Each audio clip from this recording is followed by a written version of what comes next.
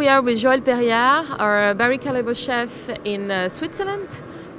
We saw a few minutes ago that the showpiece of Yassine from Morocco broke. And now we can see something amazing is that he's finding his force within, strength within to rebuild it. Joël, can you tell us a bit more about it? Yeah, that's a big pity. Yeah? If you imagine you are building your showpiece since hours and then one of the biggest elements fall down. So, okay, there is a second kit on to start rebuilding. But of course, if this piece, as you see now, it's quite big, so it will take a lot of time. But we see he's fighting, and we really hope that he will create something nice to be judged as it should be. We are here with Ramon at the corner of the Netherlands, Patrick de Vries, that is putting the final touches to his showpiece. He should be finished in 12 minutes. Ramon, what do you think so far? How is he doing?